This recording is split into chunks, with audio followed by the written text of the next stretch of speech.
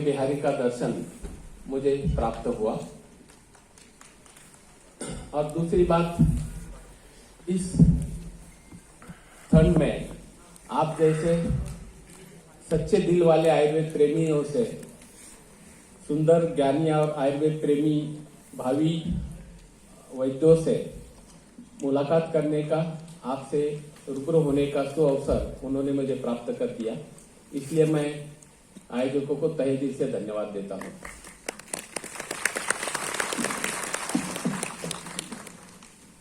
शुरुआत से मैं देख रहा हूं कि आप बड़े उत्साहित हो। आपको देखते ही एक अलग सी एनर्जी महसूस होती है कि आपके साथ बहुत कुछ बातें की जाए, और आप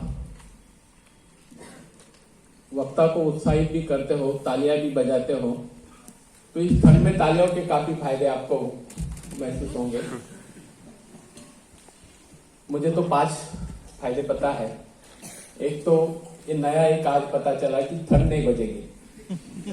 तो इसलिए जब भी आपको आयुर्वेद के प्रति गर्व महसूस हो, तब आप बिंदास तालियां बजाओ। दूसरा, यहाँ पे मैंने देखा कि काफी मक्खियां भी है, तो हमारे इर्द गिर्द मक्खियां भी नहीं आएगी। तीसरा, यदि हमारा रक्षण कुछ बोर होता है, नींद आती है, तो अपने बाजू वाला सो नहीं पाएगा। चौथा, एक्यूप्रेशर के हिसाब से यदि हम सोचे तो तालियां बजाना एक बेस्ट कार्डियक एक्टिविटी होती है, एक कार्डियक मसाज होता है, तो ये भी आपको मिल जाएगा। इसलिए जब भी मन करे आप तालियां बजा सकते हो।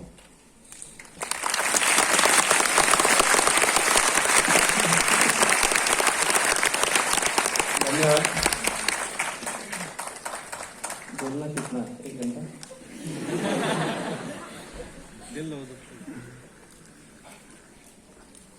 आज से मैं, कोई मुझे यदि पूछेगा कि आप मजे में हो, तो मैं उनको बोलूंगा कि नहीं, मैं जब से वेदारम से आया हूं तब से मैं आनंद में हूं।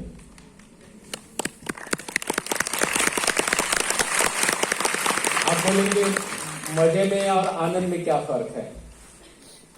तो मजा तो पैसे देके भी ले सकते हैं,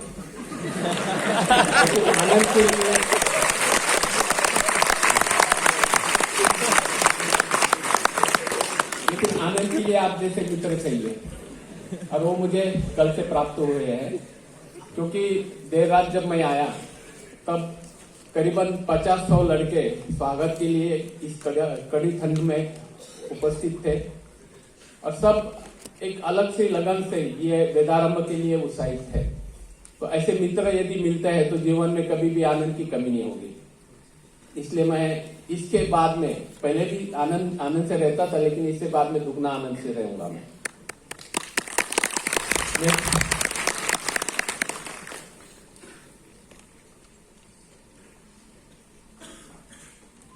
आज यहाँ पर मैं कुछ शास्त्रोक्त ज्ञान आपको पढ़ाने नहीं आया हूं। हॉस्पिटल की सुरक्षा लगाते, हॉस्पिटल रन कर,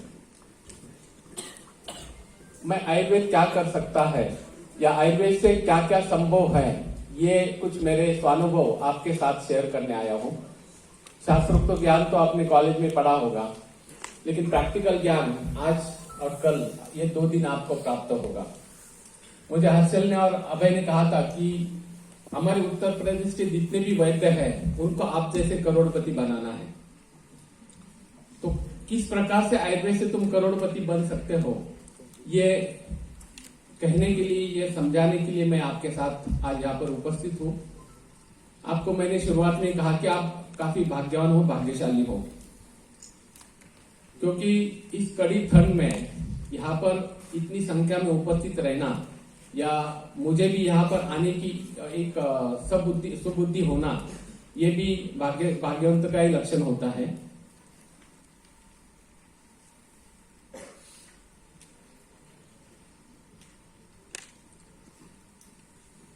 आगे व्याख्यान से पहले, ये कोपरगांव में चल रहा हमारा सबका आयुर्वेद पंचकर्म रुग्णालय है।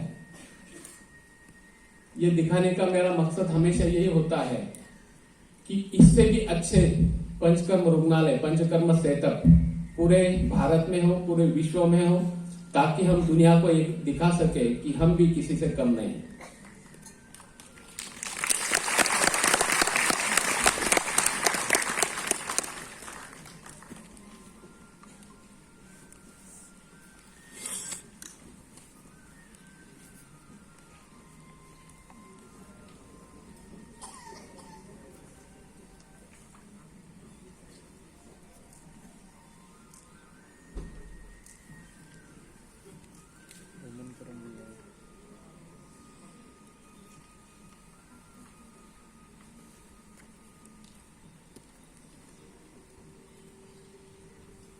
यदि लगन से आयुर्वेद करते हो, श्रद्धा से आयुर्वेद करते हो और आत्मविश्वास से आयुर्वेद करते हो, तो मुझे लगता है कि कुछ आने वाले 5-10 साल में यूपी में इससे भी अच्छे कंसल्टिंग आप सबके होंगे।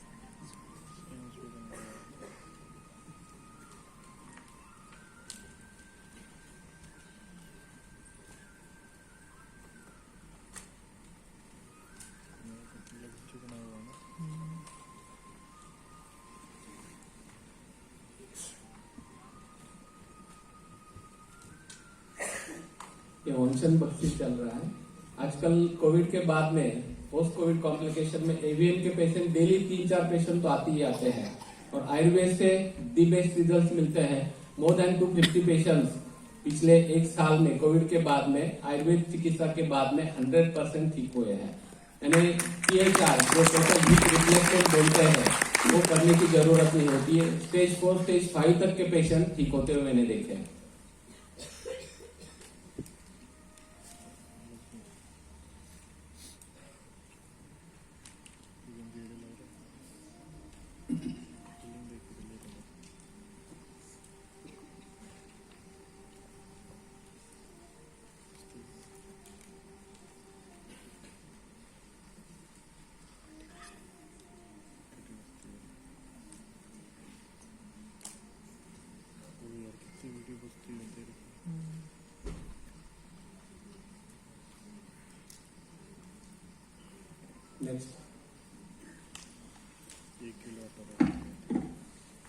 व्याख्यान से पहले कुछ प्रश्न मैं आपको पूछना चाहता हूँ, पूछ सकता हूँ?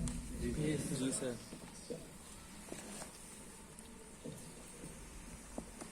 नेक्स्ट